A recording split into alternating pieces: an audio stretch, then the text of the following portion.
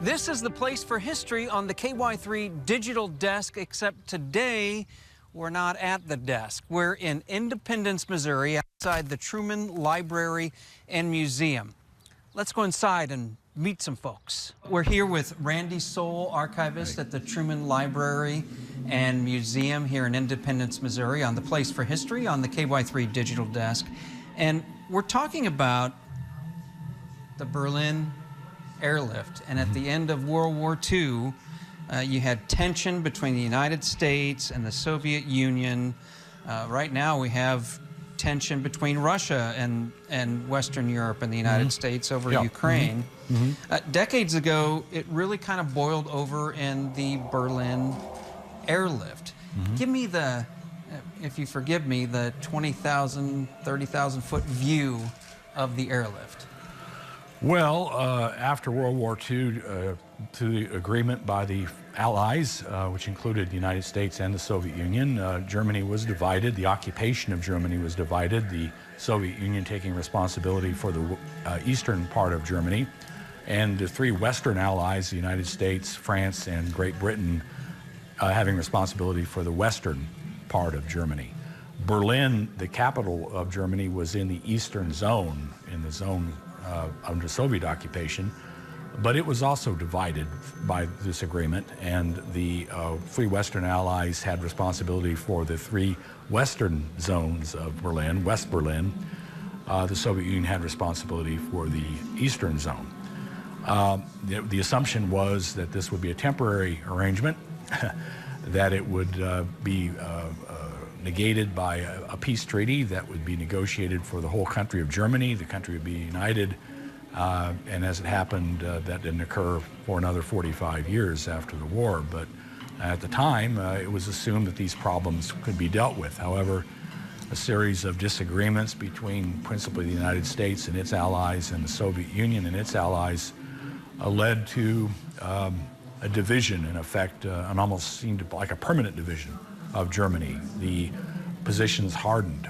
The two countries disagreed strongly over a variety of issues, including the rigid communist control that the Soviet Union had introduced in countries in Eastern Europe that it occupied. For this and other reasons, the two countries, the two sides really clashed over German policy, how the occupation should be administered. And those disagreements finally culminated in June of 1948 in a decision by the Soviet Union to cut off all land and water routes for the Western Allies into Berlin. And the geography here is really important because this isn't right next to... No, it's some distance into Germany, into East Germany, right. The people of West Berlin had to be resupplied with food, with coal, which was then used for heating, with a lot of other heavy supplies, and it couldn't be done by land anymore, and it couldn't be done by water. The only alternative was to do it by air, and that is what the United States, the British, and the French, principally though the United States Air Force, undertook to do in response to this Soviet decision. It doesn't appear that President Truman, who was called upon to make the decision, ever gave any consideration to the possibility of giving up and withdrawing from West Berlin. He was convinced that that would be a disastrous course of action, not only for the Berliners, people of West Berlin, but also for the future of Europe and for the future of Western Germany. He was determined to stand up to the Soviet Union, to do everything he could to resupply the people of West Berlin by air. Well, they used transport planes. It was the United States Air Force, newly established in 1947, I believe, as an independent branch of the armed services. They flew into airports, the most famous of which was Tempelhof in Berlin, from West Germany. It was not an easy flight. The Soviet Air Force did everything it could to harass the Allies, the U.S. Air Force and the British and French planes as they flew over. They didn't attack, but they flew very close. They did everything they could to harass them. short of war. They didn't fire on the planes, but they made it difficult. Plus, the weather was often bad. They were flying round the clock, one flight landing almost right after another. So it was dangerous. I think there were something like 77 people killed, lost their lives during the Berlin airlift, most of them British and American airmen, a few French, and I think an Australian person, somebody from South Africa, and several German civilians. Something like 77 people lost their lives in crashes, accidents associated with this perilous operation. To this day, I believe many of the streets in Berlin are named after servicemen who were killed in the airlift. And it doesn't get off to a very good start, as I understand it. What are the main problems? Well, I think the logistics were very difficult, and they didn't have the transport aircraft that they needed on hand. They had to get them there, and it took a while to organize it. The Air Force was somewhat pessimistic, and Truman's military advisors were somewhat pessimistic at the outset that they would be able to resupply all the needs of the city, the western part of the city, by air. Truman urged them to do everything they could, make it their #1 priority, which they did. And they developed over a period of weeks and months a system that allowed them to basically achieve what had not been expected. They were able to resupply the basic needs of the population by air.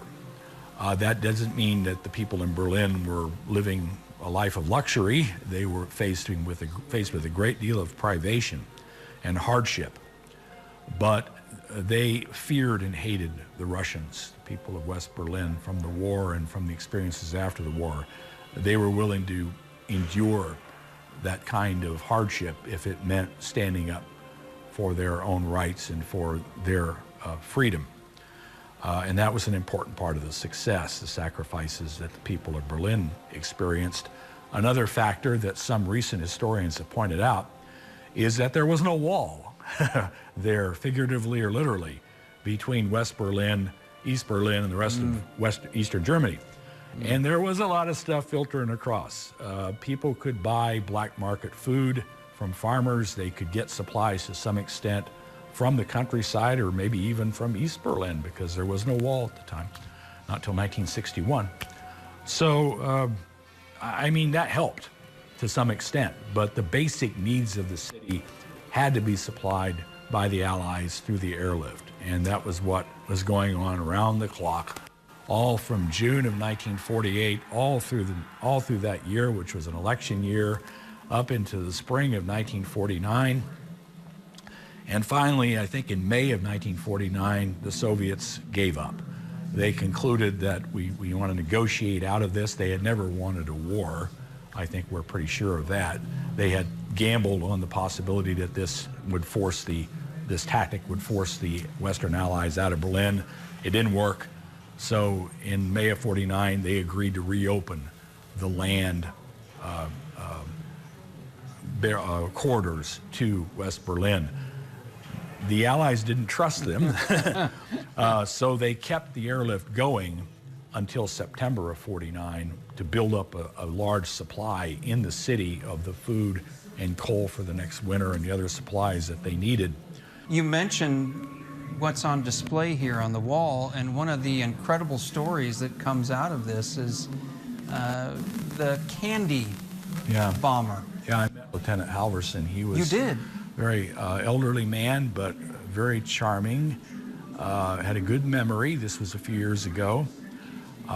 We interviewed him here at the library, and he recalled some of the things that I've mentioned, the harassment techniques of the Soviets and what they would do to make things entertaining as they flew over.